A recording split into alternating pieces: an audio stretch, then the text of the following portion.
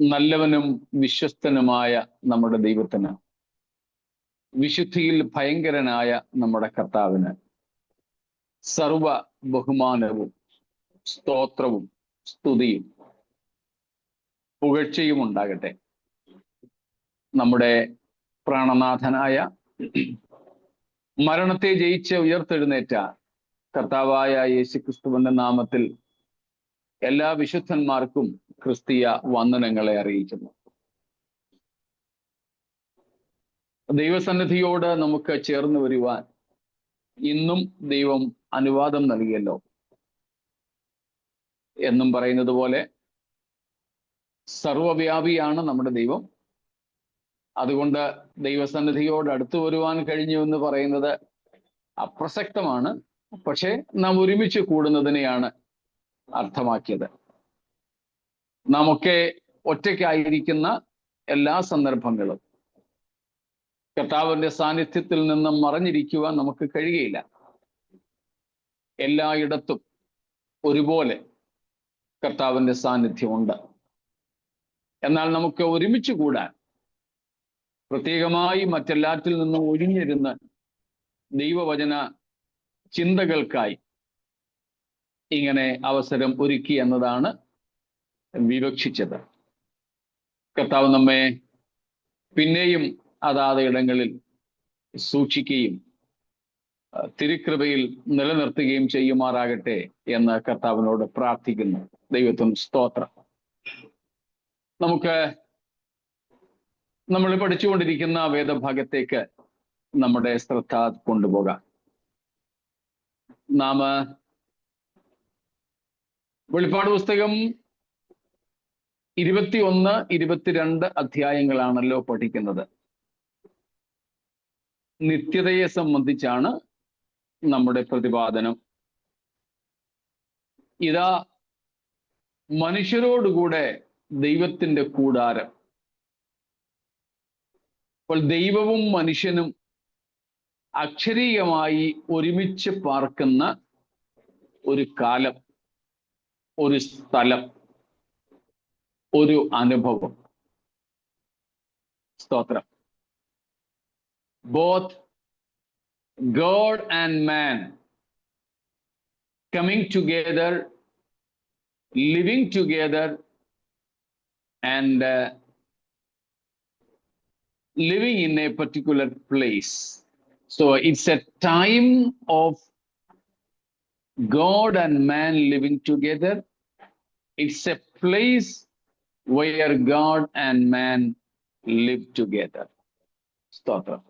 അപ്പം ദൈവവും മനുഷ്യനും ഒരുമിച്ച് വസിക്കുന്ന ഒരു സ്ഥലവും സമയവും, ഒരു കാലം. കാലമെന്ന് വിളിക്കാൻ കഴിയില്ല, എന്നാൽ അത് ദൈവത്തിന്റെ സമയം എന്നേ നമുക്ക് വിളിക്കാൻ പറ്റൂ. God's calendar, that is entirely different from our calendar. We are time bound, but God is beyond time.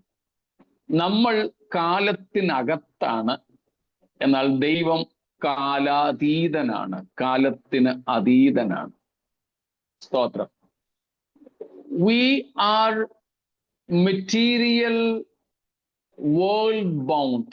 ഭൗമിക ലോകത്തിന് അധീനരാണ് നാം, എന്നാൽ ദൈവം അതിനൊക്കെ അതീതനാണ്. സ്തോത്രം. അപ്പോ ദൈവത്തിന്റെ സമയം നമ്മുടേതിൽ നിന്നും വ്യത്യസ്തമാണ്. അതിന് അളവുകളില്ല.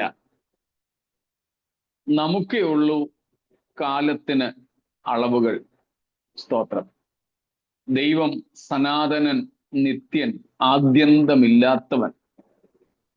അതുകൊണ്ട് ആ ദൈവത്തോടു കൂടെയുള്ള വാസത്തിന്റെ സ്ഥലവും സമയവുമാണ് വെളിപ്പാട് 21, 22 അധ്യായങ്ങളിലെ പ്രതിപാദനം. അതിൽ നമ്മൾ ഇന്നലെ നോക്കിയത്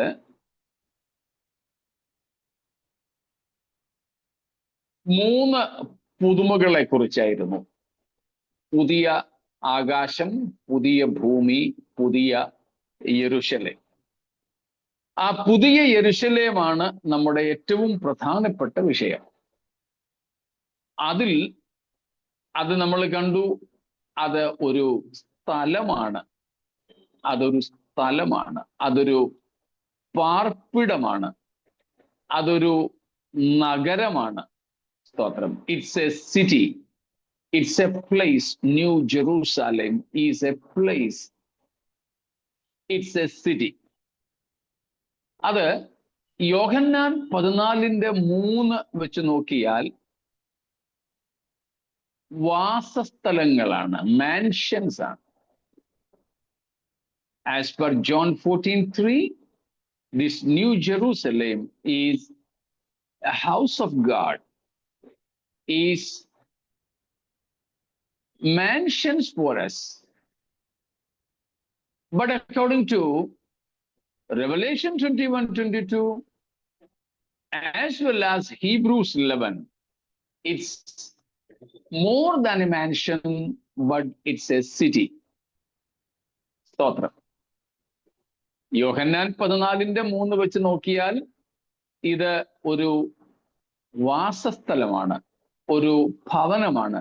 ഞാൻ നിങ്ങൾക്ക് സ്ഥലം ഒരുക്കുവാൻ പോകുന്നു.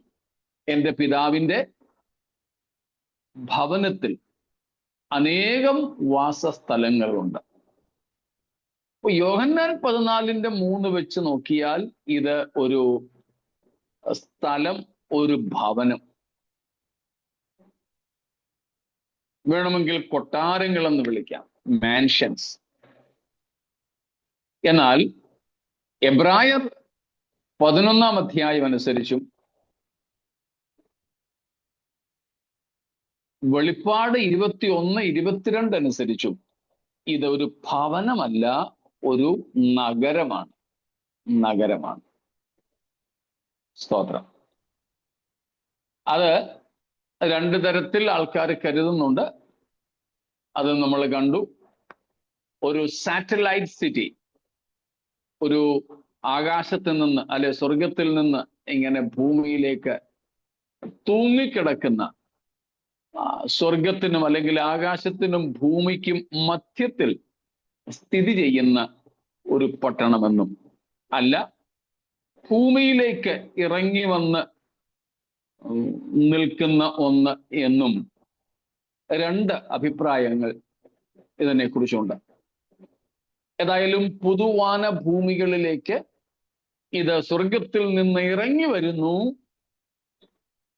എന്നാണ് നാം 21 അധ്യായത്തിൽ കാണുന്നത്. അതുകൊണ്ട് പൊതുവെ ഇത് ഭൂമിയിലേക്ക് ഇറങ്ങി വന്ന് സ്ഥിതി ചെയ്യുന്ന ഒരു പട്ടണം എന്ന് ഗ്രഹിക്കുന്നവരും അല്ലെങ്കിൽ മനസ്സിലാക്കുന്നവരും ഉണ്ട്. അതിലെ താമസക്കാരെ കുറിച്ച് നമ്മൾ കണ്ടു. പ്രധാനമായും 3 കൂട്ടർ: ദൈവം, ദൈവത്തിന്റെ ദൂതന്മാർ, വിശുദ്ധന്മാർ. ഇന്നലെ നമ്മൾ നോക്കിക്കൊണ്ടിരുന്നത് ഈ പട്ടണത്തിലേക്ക് ആർക്കൊക്കെ പ്രവേശനമില്ല എന്നുള്ളതായിരുന്നു. Who all are prohibited from entering into this city. നമ്മളതിന് ഈ അധ്യായങ്ങളിൽ നിന്ന് തന്നെ എടുത്തത് 21-8 വാക്യവും 27 വാക്യവും 22 അധ്യായത്തിന്റെ 14-15 വാക്യങ്ങളുമായിരുന്നു. അവിടങ്ങളിൽ ചില പാപികളുടെ ഒരു ലിസ്റ്റ് നമുക്ക് കാണാം. ഇന്നവർക്ക് ഈ പട്ടണത്തിലേക്ക് അല്ലെങ്കിൽ നഗരത്തിലേക്ക് പ്രവേശനമില്ല എന്ന്. സ്തോത്രം. ഓർക്കണേ, ഏതെങ്കിലും തിരഞ്ഞെടുക്കപ്പെട്ട കൂട്ടർക്ക് വേണ്ടി മാത്രം ഉണ്ടാക്കിയിരിക്കുന്നതല്ല ഈ പട്ടണം, സകല മനുഷ്യർക്കും വേണ്ടി ഉണ്ടാക്കിയിരിക്കുന്നതാണ്. എന്നാൽ എല്ലാവരും ഇതിലേക്ക് പ്രവേശിക്കുമോ? ഇല്ല. അതെന്താ?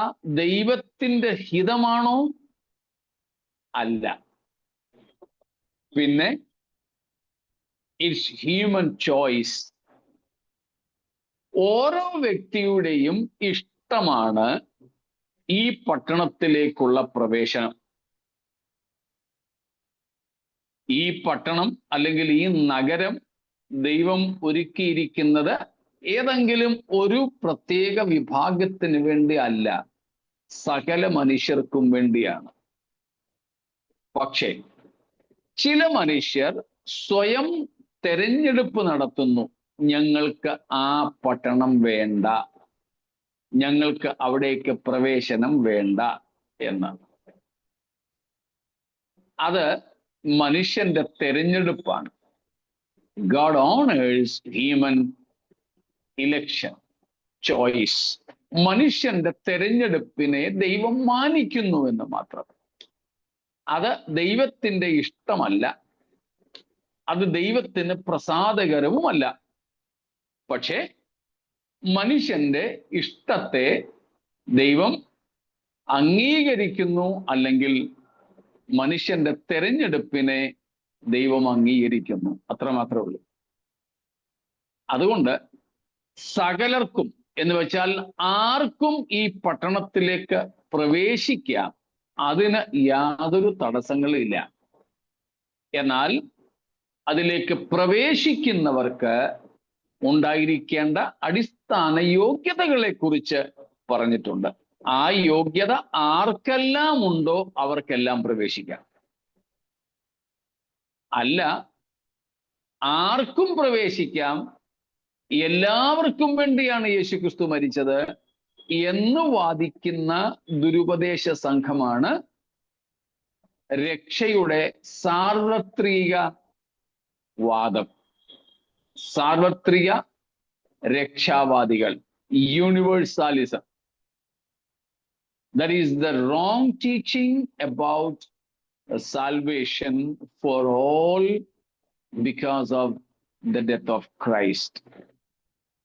Each and every person individually will have to activate this remission of sins by repentance and believing on Jesus. യേശുക്രിസ്തു സകല മനുഷ്യർക്കും വേണ്ടിയാണ് മരിച്ചത്. സകലരുടെയും പാപഭാരം യേശു ഏറ്റെടുത്തു. അതുകൊണ്ട് ആരും ഇനി നശിച്ചു പോകുകയില്ല, എല്ലാവരും രക്ഷിക്കപ്പെടും, എല്ലാവരും ദൈവത്തിന്റെ നിത്യരാജ്യത്തിലേക്ക് പ്രവേശിക്കും എന്ന് പഠിപ്പിക്കുന്ന, ചിന്തിക്കുന്ന ദുരുപദേശക സംഘങ്ങളുണ്ട്. സ്തോത്രം. അങ്ങനെ കർത്താവ് ആരെയും വെറുതെ അങ്ങ് കൊണ്ടുപോകുന്നില്ല.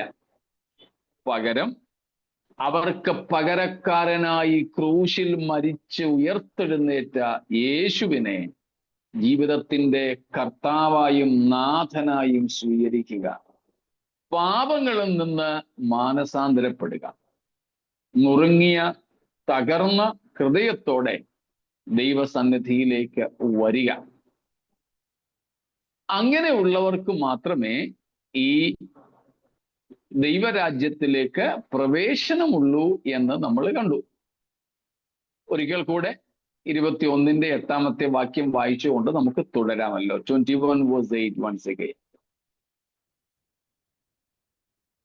എന്നാൽ ഭീരുക്കൾ, അവിശ്വാസികൾ, അറുക്കപ്പെട്ടവർ, കുലപാതകന്മാർ, ദുർനടപ്പുകാർ, ദുരക്കാർ, ബിംബാരാധികൾ എന്നിവർക്കും ഭോഷക്ക് പറയുന്ന ഏവർക്കുമുള്ള ഓഹരി തീയും ഗന്ധവും കത്തുന്ന തീപ്പൊയ്യത്രേ. ഇത് രണ്ടാമത്തെ മരണം. നമ്മൾ ഇന്നലെ കണ്ടതുപോലെ 8 കൂട്ടരുണ്ട് ഇവിടെ. അതിൽ ആദ്യത്തെ കൂട്ടരാണ് ഭീരുക്കൾ. നമ്മൾ അതിനെക്കുറിച്ച് കണ്ടു. ബാക്കി ഓരോന്നും വിവരിക്കേണ്ട ആവശ്യമില്ലെന്നാണ് എനിക്ക് തോന്നുന്നത്. അപ്പൊ ഇന്നലെ നമ്മൾ പറഞ്ഞ നിർത്തിയിടം വരെ എന്തെങ്കിലും ചോദ്യങ്ങൾ ഉണ്ടെങ്കിൽ ചോദിച്ചാട്ടെ. നമ്മൾ ഇന്നലെ പെട്ടെന്ന് നിർത്തിയിരുന്നല്ലോ. ഈ പുതിയ ആകാശവും പുതിയ ഭൂമിയും ഉണ്ടെന്ന് പറഞ്ഞല്ലോ. അപ്പൊ ഈ പുതിയ യെരുശലേം വേറെ ആണെങ്കിൽ ഈ ഭൂമി ആർക്ക് വേണ്ടിയായിരിക്കും? ഈ പുതിയ ഭൂമിയിലേക്കാണ് ഈ പുതിയ യെരുശലേം ഇറങ്ങി വരുന്നത്. ആർക്ക് വേണ്ടി എന്നതിനേക്കാൾ പഴയതിനെ മാറ്റുക, എല്ലാം പുതിയതാക്കുക എന്നുള്ളതാണ് പ്രസക്തമായ കാര്യം. പാപം നിറഞ്ഞ, വഷളത്വവും മത്സരവും നിറഞ്ഞ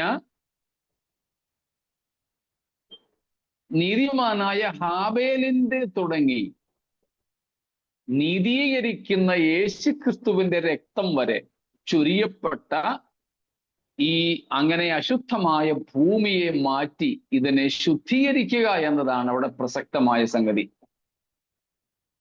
പിന്നെ അവിടെ ആരൊക്കെ വസിക്കുമെന്നുള്ളതിലേക്ക് നമുക്ക് 22-ാം അധ്യായത്തിൽ വരുമ്പോൾ കാണുകയും ചെയ്യാം. അതുവരെ അല്പം ഒന്ന് വെയിറ്റ് ചെയ്യുക. Thank you.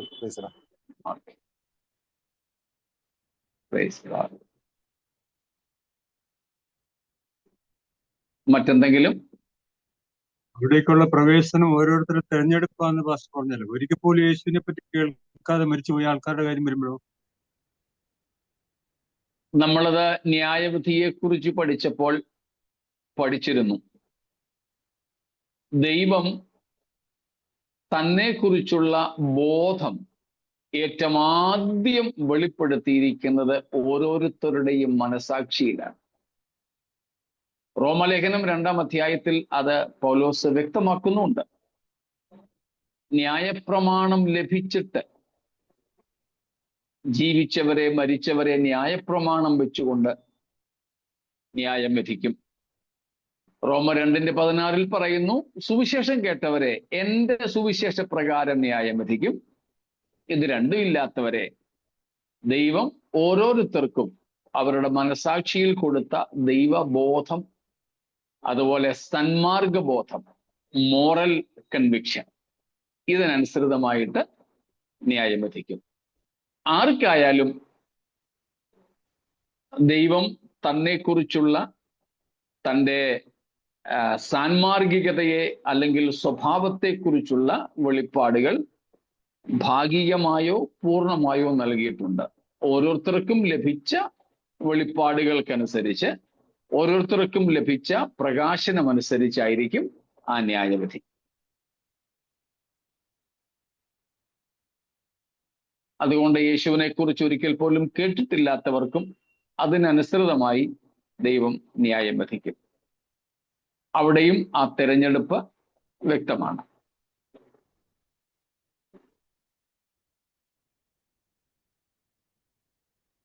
യേശുവിലൂടെ അല്ലാതെ അവിടെ പ്രവേശനം വരുത്തില്ല. ഇല്ല, യേശുവിലൂടെ അല്ലാതെ പ്രവേശനം വരുന്നില്ല.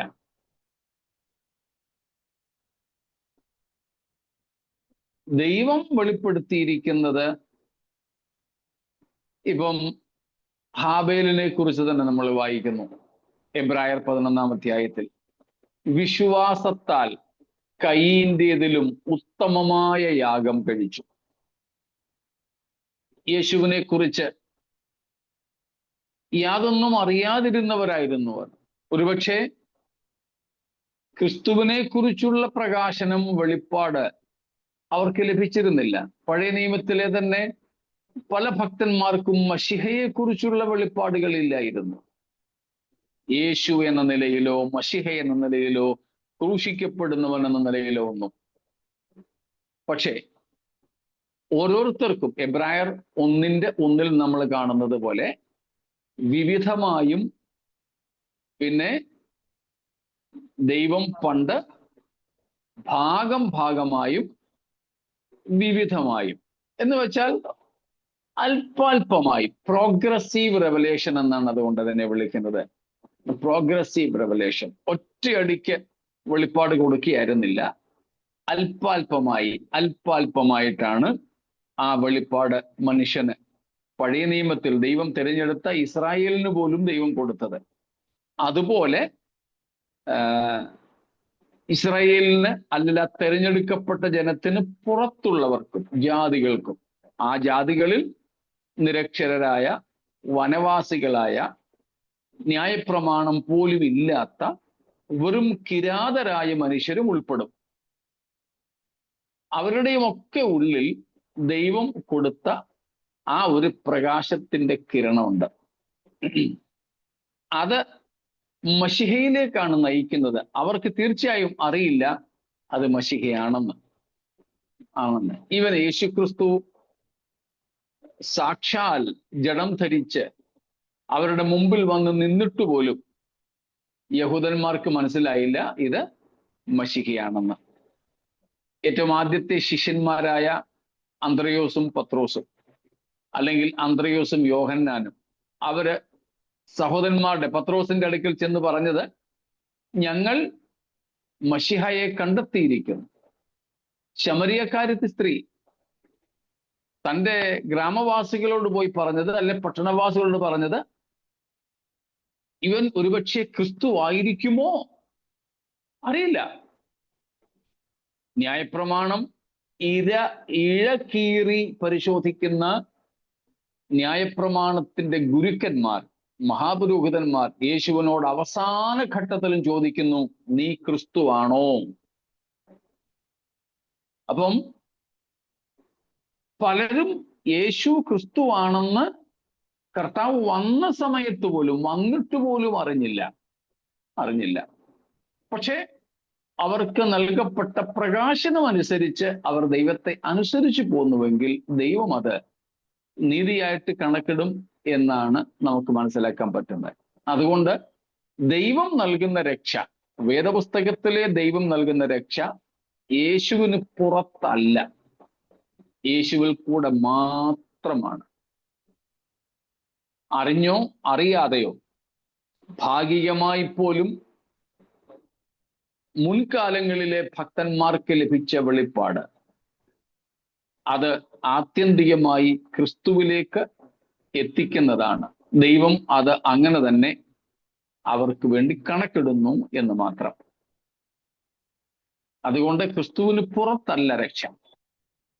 ക്രിസ്തുവിലൂടെ മാത്രമേ, യേശുക്രിസ്തുവിൽ കൂടെ മാത്രമേ ഏത് കാലത്തായാലും ദൈവം മനുഷ്യനെ തങ്കലേക്ക് സ്വീകരിക്കുന്നുള്ളൂ.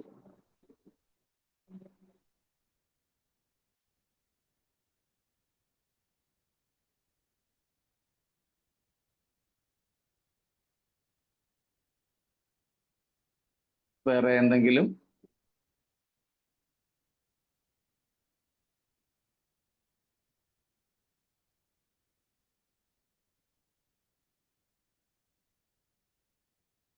ഒന്നുമില്ല എന്ന് കരുതട്ടെ. അപ്പോൾ ഇന്നലെ നമ്മൾ കണ്ടുകൊണ്ടിരുന്നത് ഈ പട്ടണത്തിലേക്ക്, ഈ നഗരത്തിലേക്ക് പ്രവേശിക്കുന്നതിന് തടസ്സം എന്തൊക്കെയാണ്, ആർക്കൊക്കെയാണ് പ്രവേശനമില്ലാത്തതെന്ന്. അതിൽ നമ്മളിപ്പോൾ വായിച്ച 21:8 8 കൂട്ടരെ നമ്മൾ കാണുന്നു. അതിൽ ഒന്നാമത്തേത് നമ്മൾ ഇന്നലെ വിശദമായിട്ട് പറഞ്ഞു, ഭീരുക്കൾ, കവാഡ്ലി. അവിടുത്തെ ഭീരുത്വം എന്ന് പറയുന്നത് യേശുക്രിസ്തുവിലുള്ള വിശ്വാസത്തെ മാനുഷ ഭയം കൊണ്ട് ഏറ്റുപറയാത്തവർ. ഭൗതിക ജീവിതത്തിലെ പരിണിത ഫലങ്ങളെ ഭയക്കുന്നവർ. അതുനിമിത്തം യേശുവിലുള്ള വിശ്വാസം ഏറ്റുപറയാത്തവർ.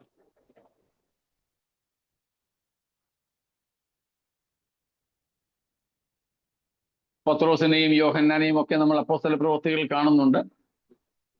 യഹൂദ മത നേതാക്കന്മാർ അവരെ വിളിച്ച് താക്കീത് കൊടുക്കുമ്പോൾ പറയുന്നു, ഞങ്ങള് മനുഷ്യരെയാണോ അതോ ദൈവത്തെയാണോ അനുസരിക്കേണ്ടത്? അപ്പൊ മനുഷ്യരുടെ കോപത്തെ ഭയപ്പെടാതെ ക്രിസ്തുവിലുള്ള വിശ്വാസത്തെ ഏറ്റുപറഞ്ഞവർ, അവർ ഭീരുക്കളല്ല, അവരാണ് ഭീരുക്കളല്ലാത്തവർ.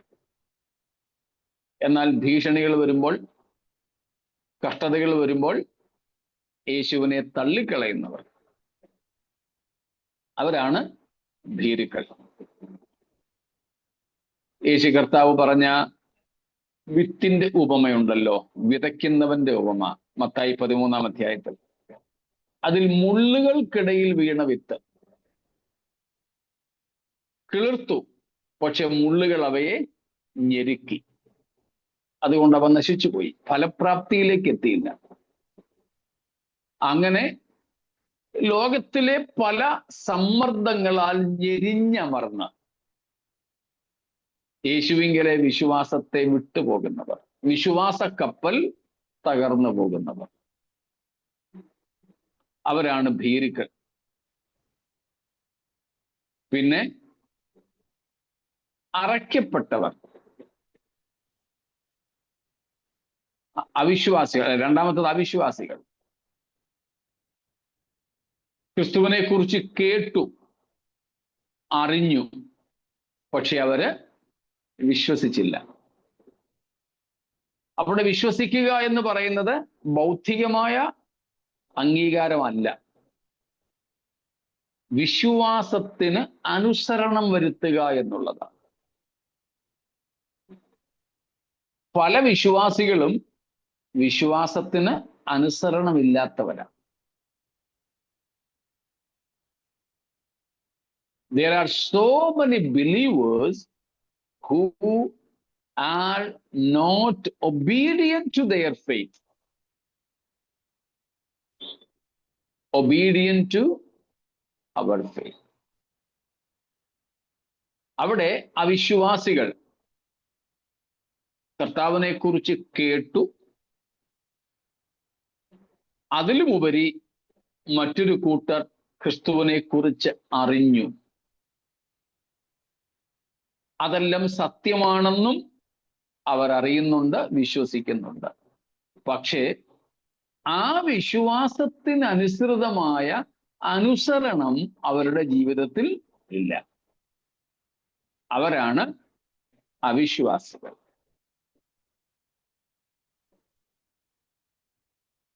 അങ്ങനെ ദൈവത്തെക്കുറിച്ചും യേശുവിനെ കുറിച്ചും നമ്മളെക്കാൾ കൂടുതലായിട്ട് അറിയാവുന്നത് ആർക്കാ? പിശാചിന്. പക്ഷേ അവൻ വിശ്വസിക്കുന്നുമുണ്ട് ഇതെല്ലാം സത്യമാണെന്ന്. അവൻ അറിയുന്നുമുണ്ട്, വിശ്വസിക്കുന്നുമുണ്ട്. പിന്നെന്താ കുഴപ്പം? അനുസരണമില്ല. ബസ് അത്രേ ഉള്ളൂ.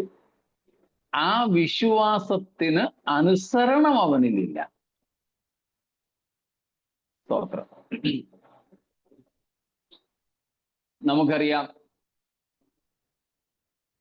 ഇന്ന് രാവിലെ, അല്ലെങ്കിൽ പോട്ടെ നാളെ രാവിലെ 8 മണിക്ക് എൻ്റെ ട്രെയിനാണ് അല്ലെങ്കിൽ ഫ്ലൈറ്റ് ആണ്. നമുക്ക് യാത്ര പോകണം. നമുക്കറിയാം, ടിക്കറ്റൊക്കെ നേരത്തെ എടുത്തു വെച്ചു. പക്ഷേ രാവിലെ എഴുന്നേക്കാൻ ഒരു പ്രയാസം. എന്നും എഴുന്നേക്കുന്നത് 9 മണിക്കാണ്. ഇന്ന് ട്രെയിൻ 8 മണിക്കാണ്. വീട്ടിൽ നിന്ന് 1 മണിക്കൂറത്തെ യാത്രയുണ്ട്. കുറഞ്ഞ പക്ഷം 6 മണിക്കെങ്കിലും എഴുന്നേൽക്കണം. അലാമും വെച്ചിട്ടുണ്ട്. ഇതെല്ലാം നമുക്കറിയാം, ഇതെല്ലാം നമ്മൾ വിശ്വസിക്കുന്നു. പക്ഷേ എന്തു വേണം? രാവിലെ കുറഞ്ഞ പക്ഷം അലാം അടിക്കുമ്പോഴെങ്കിലും എഴുന്നേൽക്കണം. ഇനിയല്ല, എഴുന്നേറ്റിട്ട് സോഷ്യൽ മീഡിയയിൽ കയറി ഇരുന്നാലോ? അതും വേണ്ട. ഇന്ന് വിശാലമായിട്ട് അല്പം ബ്രേക്ക്ഫാസ്റ്റ് കഴിക്കാമെന്ന് കരുതി അത് ഉണ്ടാക്കാൻ വേണ്ടി സമയം എടുത്താലോ? നമ്മൾ അറിയുന്നുണ്ട് നമ്മുടെ ഫ്ലൈറ്റിന്റെ അല്ലെങ്കിൽ ട്രെയിനിന്റെ ബസ്സിന്റെ സമയം, എപ്പോൾ അവിടെ എത്തണം, എത്തിയില്ലെങ്കിൽ എന്തൊക്കെയാണ് പരിണിത ഫലങ്ങൾ, എല്ലാം നമുക്കറിയാം. പക്ഷെ ആ ബോധത്തിനനുസരിച്ച് നമ്മൾ പ്രവർത്തിക്കുന്നില്ല. ആ ബോധം, ആ ഒരു അറിവ് ഒരിക്കലും നമ്മെ എന്ത് ചെയ്യുന്നില്ല? രക്ഷയിലേക്ക് നയിക്കുന്നില്ല. ഇതാണ് വിശ്വാസത്തിന്റെ അനുസരണം എന്ന് പറയുന്നത്. വിശ്വാസത്തിന്റെ അനുസരണം. സ്തോത്രം. സ്കൂളിൽ പഠിക്കുന്ന കുട്ടികൾ പരീക്ഷ വരുന്നെന്നറിയാം, എന്നാലും അവര് ഉറങ്ങാൻ ഇഷ്ടപ്പെടുന്നു, ഗെയിംസ് കളിക്കാൻ ഇഷ്ടപ്പെടുന്നു, TV-യിലോ ഒക്കെ മാച്ചസ് കാണാൻ ഇഷ്ടപ്പെടുന്നു. അവർക്കറിയാം പരീക്ഷ വരുന്നു, ഇനിയിപ്പം പഠിക്കാനുള്ള അധികം നേരമൊന്നുമില്ല, എന്നാലും സാരമില്ല, അവർ തോൽക്കും, നിരാശപ്പെടും. ഇതാണ് അവിശ്വാസികൾ എന്നിവിടെ പറയുന്നത്. അറിയാം, പക്ഷേ അവരിൽ വിശ്വാസമായിട്ടത് പരിണമിക്കുന്നില്ല. എബ്രായ ലേഖകന്റെ ഭാഷയിൽ പറഞ്ഞാൽ, എബ്രായ ലേഖനം 4-ാമത്തെ അധ്യായം 1-2 വാക്യങ്ങൾ. Hebrews chapter 4 versus 1 and 2. അവന്റെ സ്വസ്ഥതയിൽ പ്രവേശിപ്പാനുള്ള വാഗ്ദത്തം ശേഷിച്ചിരിക്കാൻ നിങ്ങളിൽ ആർക്കെങ്കിലും അത് ലഭിക്കാതെ പോയി എന്ന് വരാതിരിപ്പാൻ നാം ഭയപ്പെടുക. അവരെ പോലെ നാമും ഒരു സദ്വർത്തമാനം കേട്ടവർ ആകുന്നു. എങ്കിലും കേട്ടവരിൽ വിശ്വാസമായി പരിണമിക്കായ്ക കൊണ്ട് കേട്ട വചനം അവർക്ക് ഉപകാരമായി വന്നില്ല. സ്തോത്രം. സദ്വർത്തമാനം കേട്ടവരാ, ദൈവം നേരിട്ട് അവരോട് സംസാരിച്ചതാ. നമ്മളെക്കാളൊക്കെ ദൈവത്തെ വളരെ അടുത്ത് നേരിട്ട് അനുഭവിച്ചവരായി ഇസ്രായേൽ. നമ്മളാരും ഇതുവരെ ദൈവം സംസാരിച്ച് ആ നിലയിൽ കേട്ടിട്ടുണ്ടാവില്ല. ദൈവത്തിന്റെ ശെഖേന, മഹിമ, തേജസ് ഒന്നും നമ്മൾ കണ്ടിട്ടുണ്ടാവില്ല.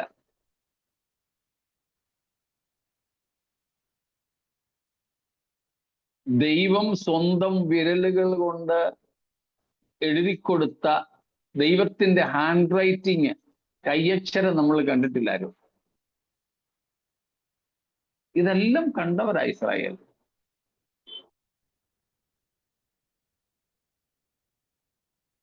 പകൽ സൂര്യകിരണങ്ങൾ ശല്യപ്പെടുത്താതിരിക്കുവാൻ മേഘം പോലെ അവരെ വിരിച്ചു നിർത്തി സംരക്ഷിച്ച, രാത്രിയിലത്തെ ഇരുട്ട് അവരെ ബാധിക്കാതിരിക്കുവാൻ അവർക്ക് അഗ്നിമതിലായി, അഗ്നിത്തൂണായി നിന്ന, ഇങ്ങനെ ദൈവത്തെ നേരിട്ട് അനുഭവിച്ച ഒരു ജനത പുതിയ നിയമത്തിൽ പോലും ഇല്ലെന്ന് വേണം പറയാൻ. പക്ഷെ അവർ കേട്ട വചനം അവരിൽ വിശ്വാസമായി പരിണമിച്ചില്ല. എന്ന് വെച്ചാൽ ഇതാണ്, അവരിൽ അതിൻ്റെ അനുസരണം ഉണ്ടായില്ല. So it is not, faith is not a passive intellectual affair, but it is quite practical obedience to what we believe, a positive action. സ്തോത്രം. അതാണ് അവിശ്വാസികൾ. കേട്ടു, യേശു വരുന്നു, യേശുവിൽ കൂടെ മാത്രമേ രക്ഷയുള്ളൂ, ഇതെല്ലാം കേട്ടു, ഒക്കെ വിശ്വസിക്കുന്നുണ്ട്, പക്ഷെ പ്രായോഗിക തലത്തിലേക്ക് കൊണ്ടുവരുന്നില്ല. വേറെ ചിലർ കേട്ടപ്പോൾ തന്നെ ബുദ്ധി കൊണ്ട് പോലും അംഗീകരിക്കാൻ മനസ്സില്ലാത്തവരായി തീർന്നു. അവിശ്വാസികൾ. പിന്നെയാണ് മൂന്നാമത്തെ കൂട്ടർ, അറയ്ക്കപ്പെട്ടവർ. എന്ന് വെച്ചാൽ people who follow abominations. Abominations. കേട്ടാൽ അറപ്പ് തോന്നുന്ന പാപപ്രവൃത്തികളിൽ ഏർപ്പെടുന്നവരും പാപ സ്വഭാവമുള്ളവരും. Abominable people, those who practice abomination and those who inherit abominable characteristics.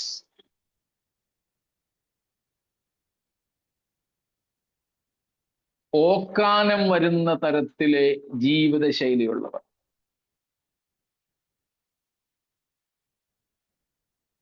Those who practice such things which will make even God in a vomiting sensation.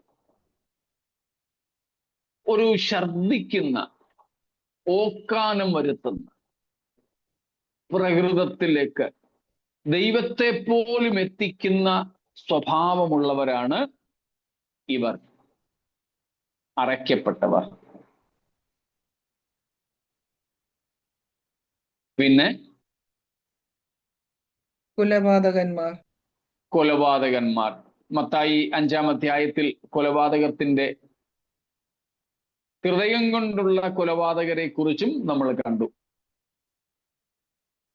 കത്തിക്കുത്തൊന്നും നടത്തണമെന്നില്ല.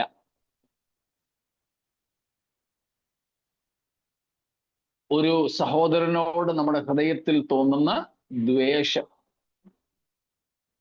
ധാരാളമാണ്.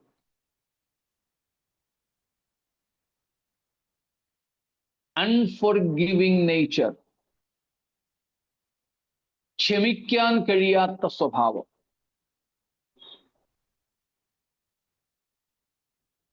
ഈ കഴിഞ്ഞിടയ്ക്ക് ഒരാള് പറയുന്നത് കേട്ടു, 2 പാസ്റ്റേഴ്സാ. അപ്പം ഒരു പാസ്റ്റർ വേറൊരു പാസ്റ്ററോട് പറയുക, ഞാൻ തൻ്റെ ആജീവനാന്ത ശത്രുവായിരിക്കും. ഞാൻ തൻ്റെ ആജീവനാന്ത ശത്രുവായിരിക്കും. I will remain your lifelong enemy. That means I'm not going to forgive and forget this. I'm not going to give up this thing.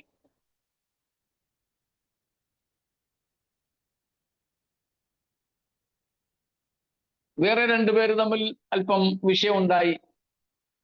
അതിൽ ചില ദൈവദാസന്മാർ ഇടപെട്ടു, പറഞ്ഞു വിട്ടുകള പോട്ടെ. അപ്പോൾ ഇങ്ങനെ കോപം കൊണ്ട് വിറച്ച് ഒരാൾ പറയുക, ഞാൻ ഇന്നവരോടൊക്കെ ഉള്ളത് ഞാൻ വിട്ടുകളയാം, പക്ഷെ ഇന്ന ആളിനോട് ഞാൻ ക്ഷമിക്കത്തില്ല, ഒരു കാരണവശാലും ക്ഷമിക്കത്തില്ല. ഒന്ന് ഓർത്ത് നോക്കിക്കേ,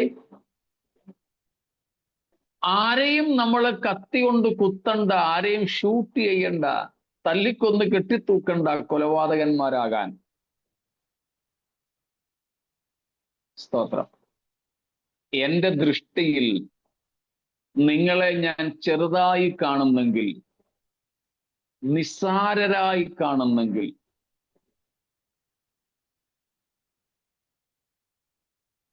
എനിക്ക് അനുവദിക്കപ്പെട്ടതിലധികം ഞാൻ നിങ്ങളോട് കോപിക്കുന്നെങ്കിൽ, ആ കോപം വെച്ചുകൊണ്ടിരിക്കുന്നെങ്കിൽ, ക്ഷമിക്കുവാൻ എനിക്ക് കഴിയാതിരിക്കുന്നെങ്കിൽ, ഞാൻ നിങ്ങളുടെ കൊലപാതകനായി കഴിഞ്ഞു.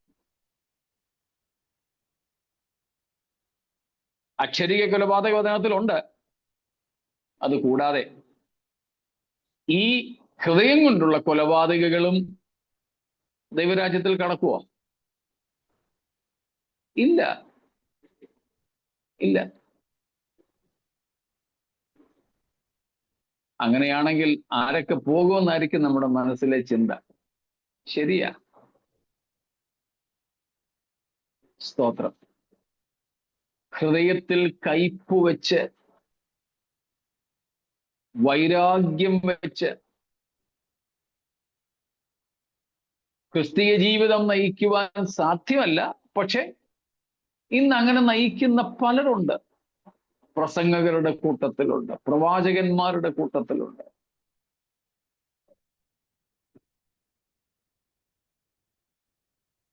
മുട്ടയിലിരുന്ന് പാട്ടുപാടി ഇങ്ങനെ തുള്ളി തുള്ളി കയ്യൊക്കെ അടിച്ച് അന്യഭാഷ പറഞ്ഞുകൊണ്ടിരിക്കുന്നതിനിടയിലാണ് തൊട്ടടുത്ത് ലേറ്റായിട്ട് വന്ന, താമസിച്ച് വന്ന ഒരാള് ഇരിക്കുന്നു. അപ്പൊ ഈ പാട്ട് പാടുന്നതിന് അന്യഭാഷ പറയുന്നതിന് ഇടയിൽ തന്നെ അടുത്തൊരാൾ വന്നിരുന്നുവെന്ന് സെൻസ് ചെയ്യുന്നു, മനസ്സിലാക്കുന്നു. ഒന്ന് തിരിഞ്ഞു നോക്കിയപ്പം ഇഷ്ടമില്ലാത്തയാളാ. അന്യഭാഷ പറഞ്ഞുകൊണ്ട് തന്നെ ചിലപ്പോൾ അവിടുന്ന് എഴുന്നേറ്റങ്ങ് പോകും. ഞാൻ കണ്ടിട്ടുണ്ട് ചിലതേ. 10-30 വർഷത്തിലധികമായി ഉപദേശിപ്പണി ഈ ശുശ്രൂഷയിൽ ഞാൻ ആയിട്ട് പല സഭകളിലും പല യോഗങ്ങളിലും ഞാൻ ഇരുന്നിട്ടുണ്ട്. കണ്ടിട്ടുള്ള കാര്യമാണ്. പ്രസംഗിക്കാൻ വേണ്ടി ഒരു കാര്യം ഉണ്ടാക്കി പറയല്ല. അത്രയ്ക്ക് ക്ഷമിക്കാൻ കഴിയാത്തവർ അവരാരാ? തിരുവെടുത്ത് അവരെ എന്താ വിളിക്കുന്നത്? പുതിയ നിയമം അവരെ വിളിക്കുന്നത് കൊലപാതകന്മാരെന്നാ. അതുകൊണ്ടാണ് എബ്രായ ലേഖനം 12 നമ്മൾ കാണുന്നത്, കയ്പുള്ള വേര് ആരിലും മുളയ്ക്കരുത്. Let not there sprout any bitter root. Yeah, Hebrews 12, 15, 16, 15, 16. എബ്രായർ 12-ന്റെ 15, 14 പറയുന്നത്. സ്തോത്രം. അപ്പൊ ക്ഷമിക്കുവാൻ കഴിയാത്തവർ, നമ്മളോട് ധാരാളം തിന്മകൾ ചെയ്യുന്നവരുണ്ട്. പക്ഷേ ആരോടും ക്ഷമിക്കുവാനും വിട്ടുകളയുവാനും നാം തയ്യാറാവണം. നാം ആരും കൊലപാതകികളായി തീരരുത്. അക്ഷരീയ കൊലപാതകികൾ കടക്കില്ല.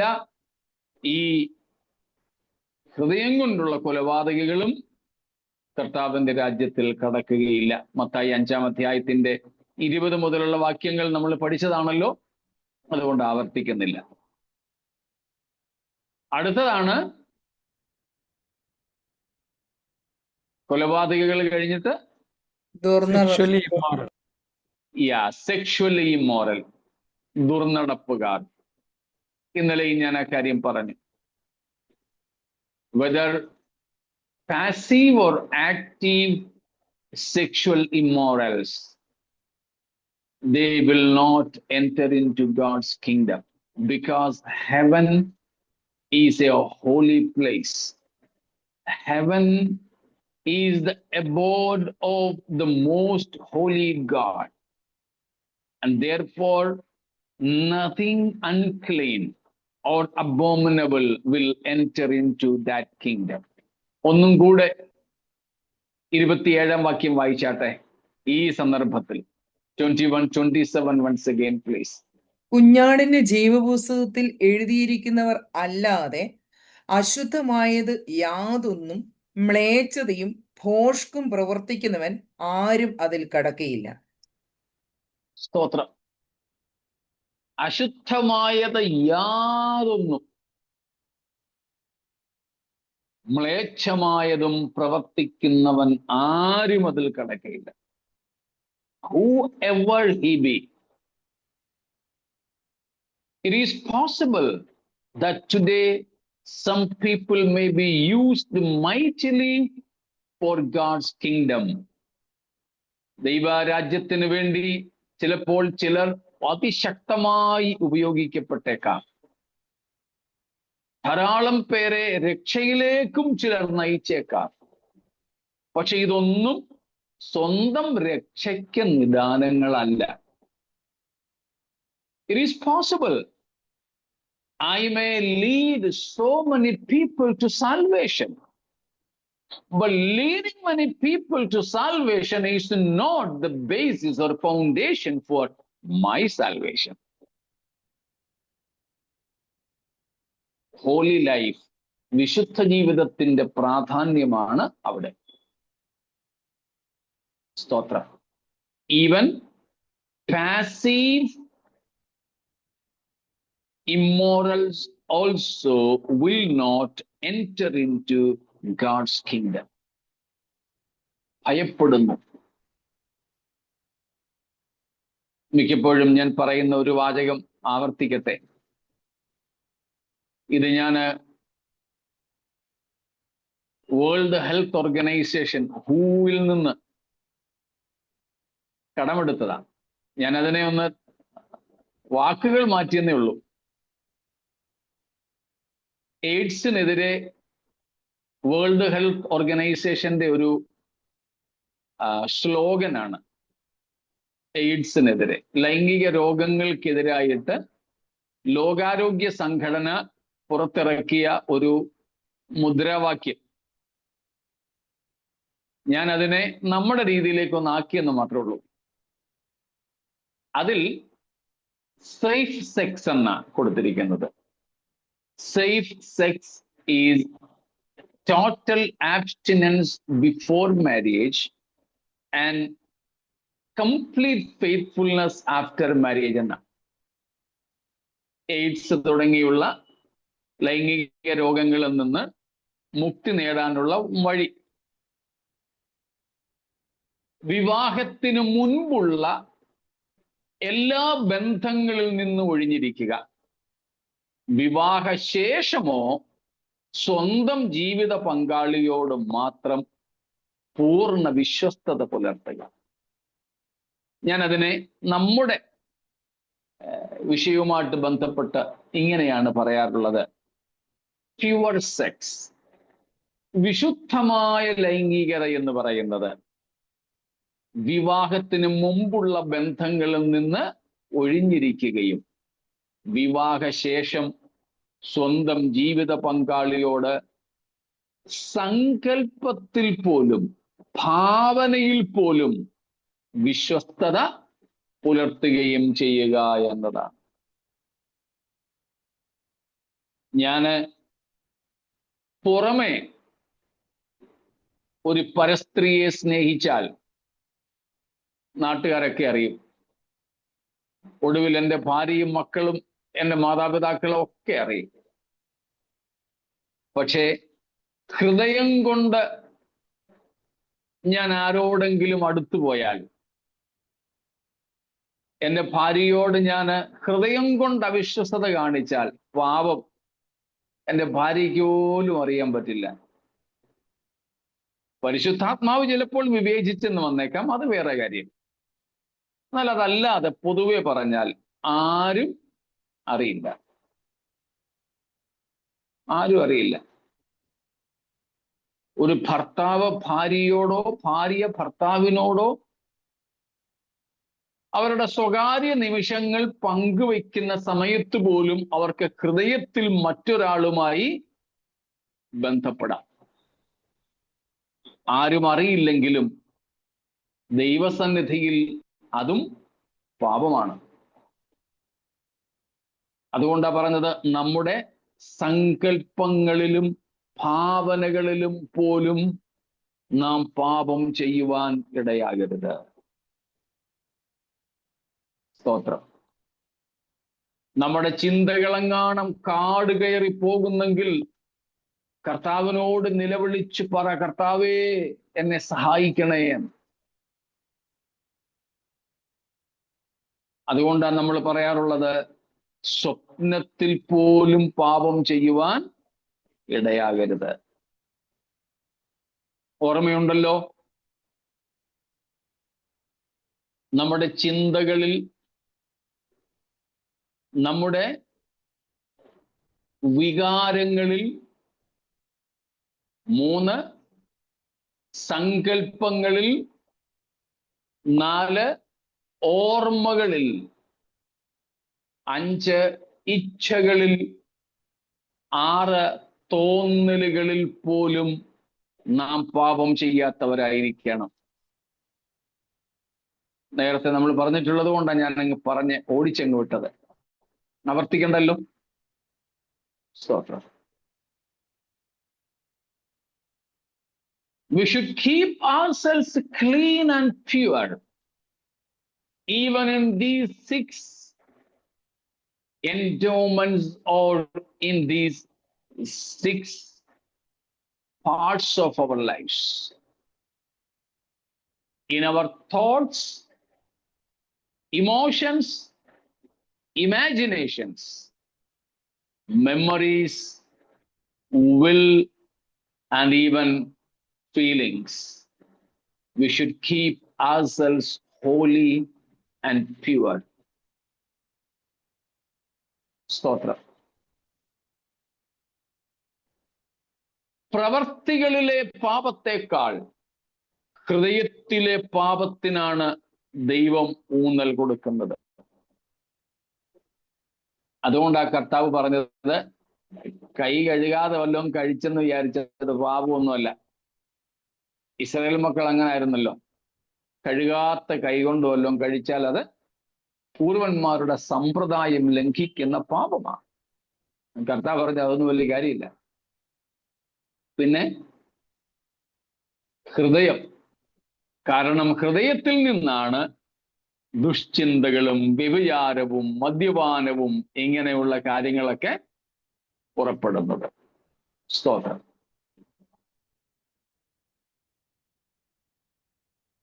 What sort of holiness we give importance for? എങ്ങനെയുള്ള വിശുദ്ധിക്കാണ് നമ്മൾ പ്രാധാന്യം നൽകുന്നത്? Whether peripheral or inward or internal. I don't say we don't need peripheral expressions or manifestations of holiness and separation. We need it. We will have if we will be holy inwardly. But at the same time, without giving importance for internal and inward holiness, we can argue for, we can stand for simply external mode of holiness. നാം എങ്ങനെയുള്ള വിശുദ്ധിക്കാണ് പ്രാധാന്യം നൽകുന്നത്? സ്തോത്രം. ആന്തരികമായതിനോ ബാഹ്യമായതിനോ? സ്തോത്രം. ആന്തരികമായി വിശുദ്ധി ഇല്ലാതെ തന്നെ നമുക്ക് പുറമേ വിശുദ്ധരാകാം. കർത്താവിന്റെ ഭാഷയിൽ പറഞ്ഞാൽ വെള്ള തേച്ച ശവക്കല്ലറകളാകാം, വൈറ്റ് വാഷ് ടൂംസ് ആകാൻ സാധിക്കും. ഞാൻ സാധാരണ പറയുന്നത് പോലെ അകത്ത് ഹൃദയം കൊണ്ട് കാക്കയും തൂവലുകൾ കൊണ്ട് പ്രാവും വെള്ളരിപ്രാവുമാകാം. It is possible that we may be white doves with our feathers, but at the same time crows from within. We can deceive men, but not God. ദൈവത്തെ നമുക്ക് ചതിക്കാൻ, വഞ്ചിക്കാൻ സാധ്യമല്ല. മനുഷ്യനെ നമുക്ക് ചതിക്കാം. ആരുടെ മുമ്പിലും നമുക്ക് വിശുദ്ധന്റെ ഒരു പ്രതീതി ഉണ്ടാക്കാം. വിശുദ്ധന്റെ ഒരു പ്രതീതി. അപ്പോൾ ദുർനടപ്പുകാർക്കാർക്കും അക്ഷരികമായി ദുർനടപ്പ് ചെയ്താലും ഹൃദയം കൊണ്ട് ദുർനടപ്പ് ചെയ്താലും അവർക്കാർക്കും ദൈവത്തിന്റെയും ക്രിസ്തുവിന്റെയും രാജ്യത്തിലേക്ക് പ്രവേശനമില്ല. നമുക്ക് നമ്മെ തന്നെ സൂക്ഷിക്കാം. സ്തോത്രം. പാപത്തിൽ വീഴാതെ കർത്താവേ എന്നെ കാക്കണേ. ഹൃദയം കൊണ്ടുപോലും ഞാൻ അങ്ങയിൽ നിന്നും അകന്നു പോകരുതേ. സ്തോത്രം. ഭാവനകളിലും വികാരങ്ങളിലും പോലും എനിക്ക് വിശുദ്ധനായിരിക്കാൻ കൃപ ചെയ്യണമേ. സ്തോത്രം. വളരെ ആത്മാർത്ഥമായ പ്രാർത്ഥനയോടെ ദൈവസന്നിധിയിലായിരിക്കാം. അടുത്തത് ക്ഷുദ്രക്കാർ. ക്ഷുദ്രക്കാർ. മാജിക്സും ആഭിചാരക്രിയകളും sorcery, making use of evil powers to achieve something, even maybe for healing or blessings, may not be necessarily for the evil of others, only for the good of ourselves. മറ്റുള്ളവരുടെ തിന്മയ്ക്കാകണമെന്നില്ല, സ്വന്തം നന്മയ്ക്ക് വേണ്ടി പോലും ദൈവീകമല്ലാത്ത വഴികൾ അവലംബിക്കുന്നവർ ക്ഷുദ്രക്കാരാ.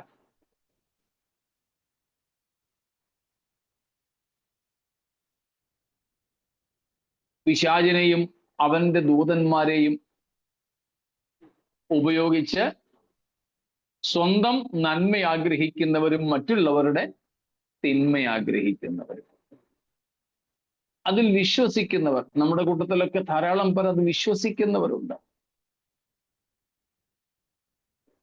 സ്തോത്രം.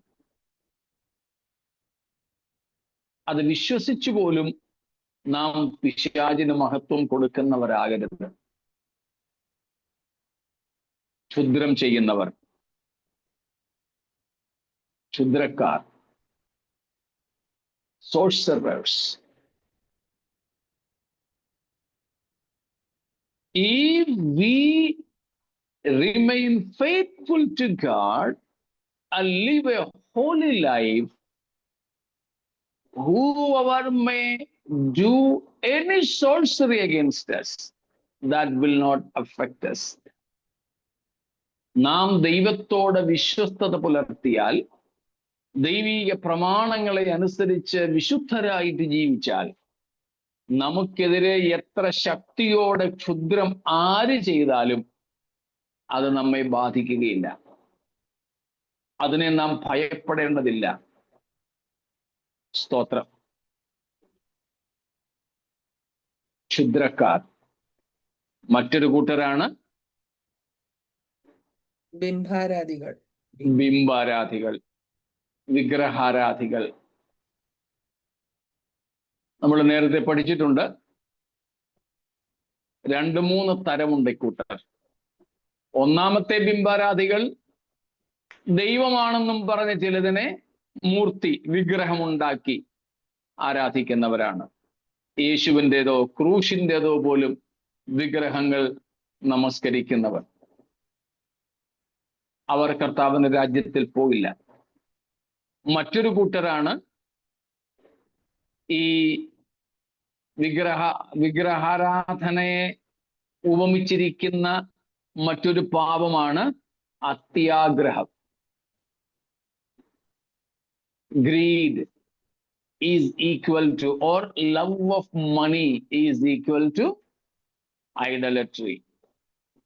Whether literal idolaters or greedy or lovers of money.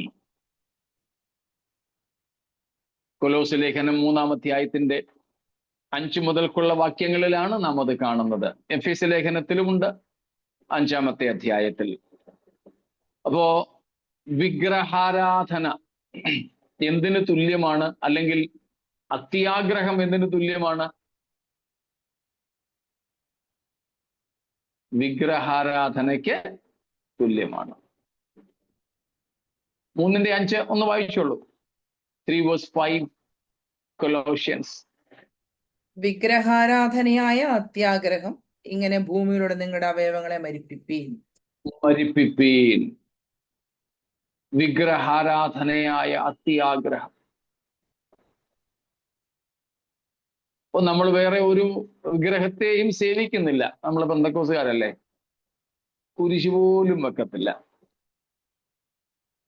നമ്മുടെ കലണ്ടറിൽ പോലും കുരിശടയാളം വെക്കത്തില്ല. നമ്മുടെ എംബ്ലത്തിലൊക്കെ ഉണ്ട്, അത് നമുക്ക് പ്രശ്നമില്ല. നമ്മുടെ സഭാ സംഘടനകളുടെ എംബ്ലത്തിലുണ്ട്, അത് നമുക്ക് വിഷയമല്ല. അതല്ലാതെ കലണ്ടറിലെങ്ങാനും പോലും കുരിശടയാളം വന്നാൽ ഇത് നമുക്ക് വെക്കാൻ പാടില്ല.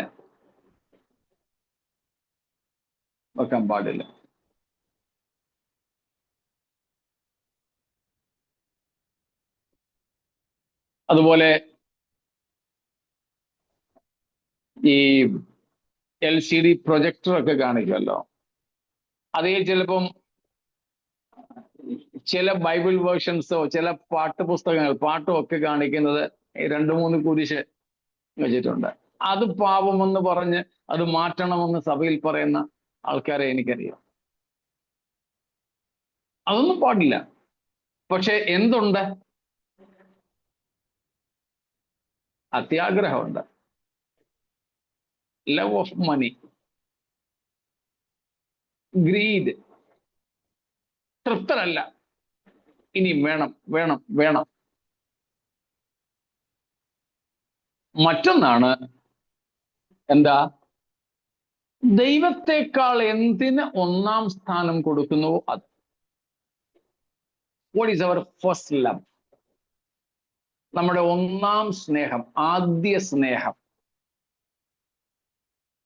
ആദ്യ സ്നേഹത്തിന്റെ അർത്ഥം ഞാൻ ഇടക്കാലത്ത് ഒരിക്കൽ പറഞ്ഞിരുന്നു, ഓർമ്മയുണ്ടോന്ന് എനിക്കറിയില്ല. കല്യാണം കഴിഞ്ഞ നാളിൽ ഭാര്യയ്ക്കും ഭർത്താവിനും തമ്മിലുള്ള ഒരു വൈകാരിക അടുപ്പം എന്നാണ് നമ്മൾ പൊതുവെ ആദ്യ സ്നേഹത്തെ പറ്റി പറയുന്നത്. അതല്ല സത്യത്തിൽ. പലരുടെയും ജീവിതത്തിൽ, കുടുംബജീവിതത്തിൽ ഭാര്യ ഭർത്താക്കന്മാർ തമ്മിലുള്ള സ്നേഹം വിവാഹത്തിന്റെ ആദ്യ നാളുകളേക്കാൾ പിൽക്കാലത്താണ് കൂടുതൽ. ചുരുക്കം ചിലരൊക്കെ ഉള്ളൂ കല്യാണത്തിന്റെ ആദ്യ നാളുകളിൽ ഒരു തരം ഹോർമോൺസിന്റെ പ്രവർത്തനം കൊണ്ട് അല്പം ഇമോഷണലായ സ്നേഹമൊക്കെ തോന്നിയത്. അതല്ല ആദ്യ സ്നേഹം എന്ന് പറഞ്ഞാൽ. First love. ഹിന്ദിയിൽ ഏതോ ഒരു പാട്ടുണ്ട്, എനിക്ക് ആ ലൈൻ മാത്രമേ അറിയാവൂ, അതിന്റെ തുടക്കമൊന്നും അറിയില്ല. യേശുവിനോട് പറയുന്ന തു മേരാ പെഹലാ പെഹലാ പ്യാർ ഹേ. അതിന്റെ തുടക്കം എനിക്കറിയില്ല, ഓർമ്മയില്ല.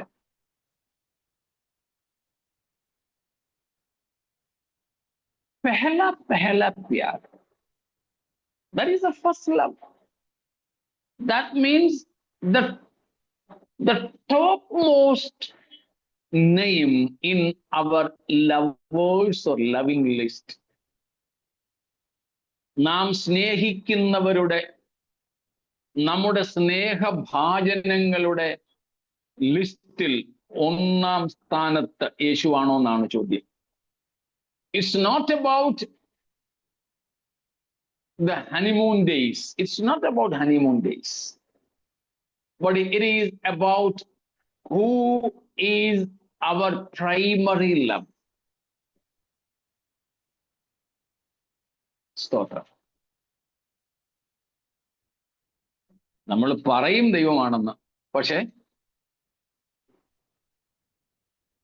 അല്ല.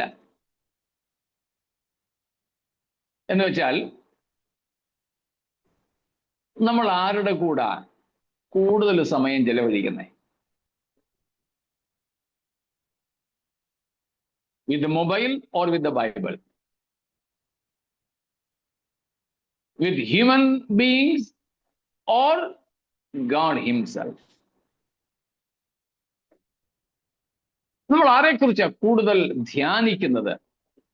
Who do we meditate more about?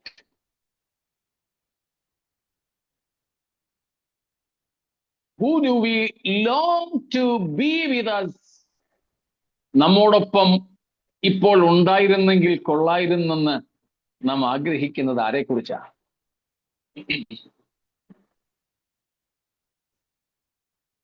സ്തോത്രം.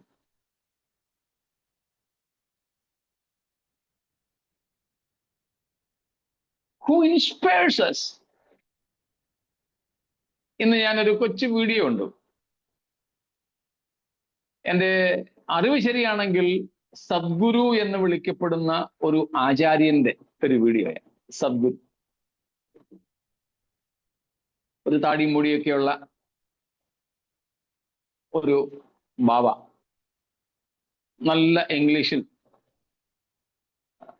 ലെക്ചറൊക്കെ എടുക്കുന്നത് നിങ്ങൾ കണ്ടിട്ടുണ്ടായിരിക്കും.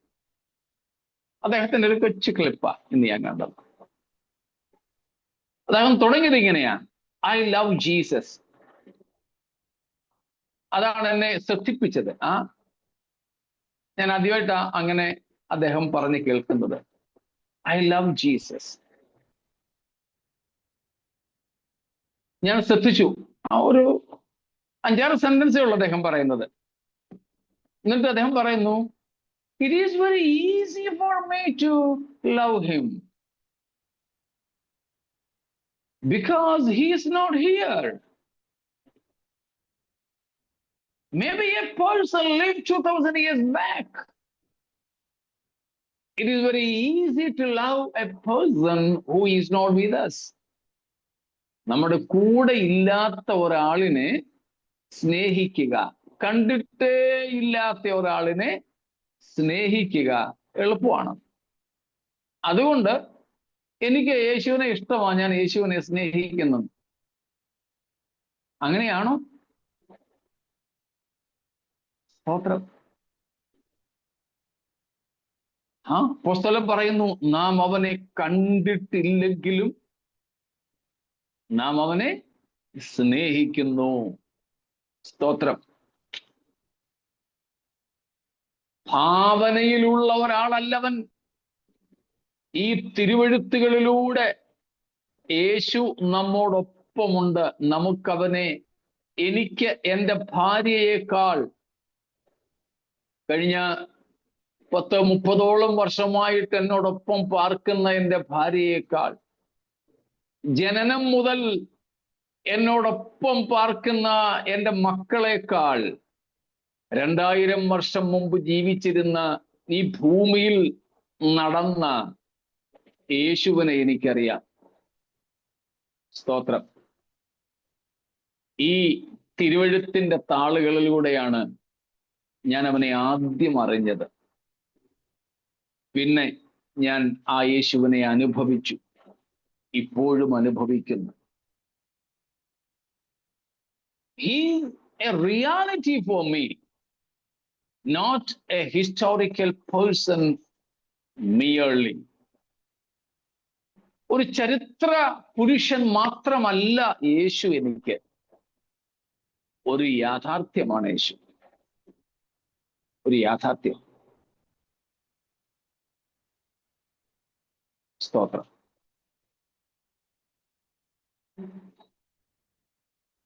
സോ യേശു നമ്മുടെ പ്രഥമ സ്നേഹമായിരിക്കണം, ആദ്യ സ്നേഹമായിരിക്കണം. നമ്മുടെ സ്നേഹത്തിന്റെ ലിസ്റ്റിൽ ഒന്നാമനായിരിക്കണം. ഒരൊറ്റ പേര് മാത്രം വെച്ചിട്ട് ബാക്കി നാം സ്നേഹിക്കുന്നവരെ എല്ലാം മാറ്റുക എന്ന് പറഞ്ഞാൽ വേദനയോടെയാണെങ്കിലും മറ്റുള്ള എല്ലാറ്റിനെയും നീക്കാൻ നമുക്ക് കഴിയണം. എന്നാൽ യേശുവിനെ അപ്പോഴും നാം സൂക്ഷിക്കണം.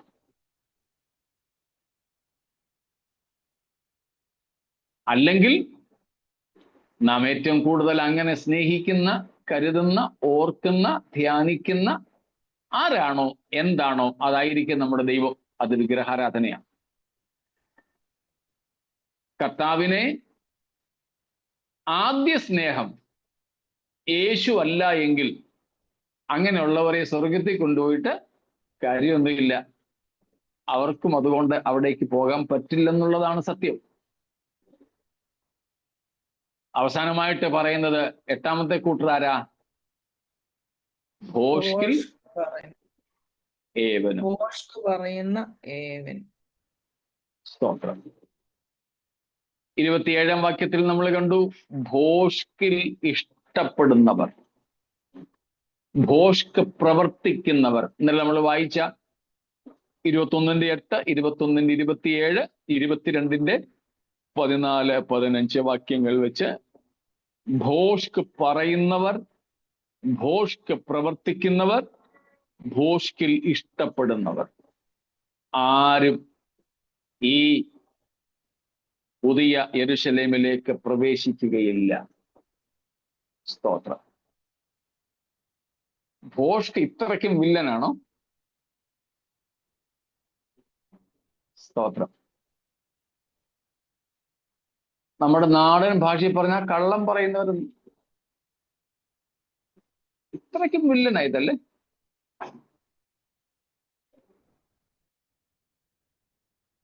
ഭോഷ്ക് നമ്മെ നിത്യ നരകത്തിന് യോഗ്യരാക്കും എന്ന ബോധം നമ്മെ ഭരിക്കുന്നുണ്ടോ?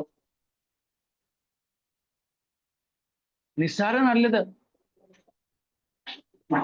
നിസ്സാര കാര്യങ്ങൾക്ക് വേണ്ടി പോലും നമുക്ക് ഭോഷ്ക് പറയാൻ ഒരുപക്ഷെ പ്രയാസമില്ല. ഭാര്യയും ഭർത്താവും പരസ്പരം കള്ളം പറയും, അപ്പനമ്മമാരും മക്കളോട് കള്ളം പറയും, മക്കള് തിരിച്ചു, നമ്മൾ അങ്ങോട്ടും ഇങ്ങോട്ടും, ഗവൺമെന്റിൽ നമ്മൾ കള്ളം പറയും, പോലീസിനോട് കള്ളം പറയും. സ്തോത്രം. പിന്നെ ചിലപ്പം കള്ളം പറയാതിരിക്കുന്നത് ചിലര് ഡോക്ടറോടെ ഉള്ളൂ, കാരണം ജീവൻ പോവും ഡോക്ടറോട് കള്ളം പറഞ്ഞാൽ, ചികിത്സ മാറിപ്പോകാൻ സാധ്യതയുണ്ട്. അതുകൊണ്ട് ചിലപ്പോൾ ഡോക്ടേഴ്സിനോട് സത്യം പറയും. ചിലരെ വക്കീലന്മാരോടും സത്യം പറയാമെന്നാ പറയേണ്ടത്. പിന്നെ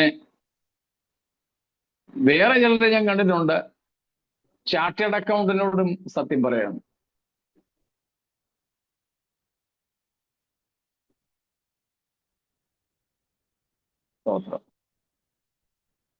ഭോഷ്ക് പറയുന്നവർ, അതിൽ ഇഷ്ടപ്പെടുന്നവർ, അത് പ്രവർത്തിക്കുന്നവർ, ഇവരും ആരും പുതിയ യെരുശലേമിലേക്ക്, പുതുവാന ഭൂമികളിലേക്കും പ്രവേശിക്കില്ല.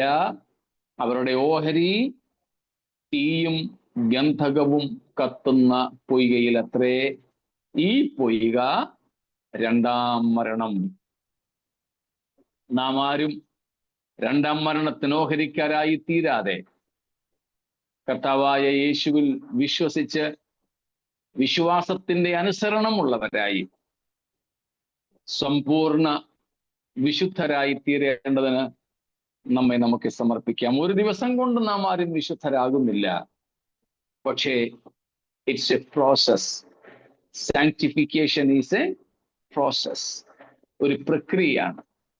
ആ പ്രക്രിയയിൽ അനുസ്യൂതം വളർന്ന് കർത്താവിൻ്റെ നിത്യരാജ്യത്തിലേക്ക് പ്രവേശിപ്പാൻ, കർത്താവിനോട് കൂടെ നിത്യത ചിലവിടുവാൻ നമുക്കൊരുങ്ങാം. ഈ വചനങ്ങളാൽ ദൈവം നമ്മെ അനുഗ്രഹിക്കുമാറാകട്ടെ.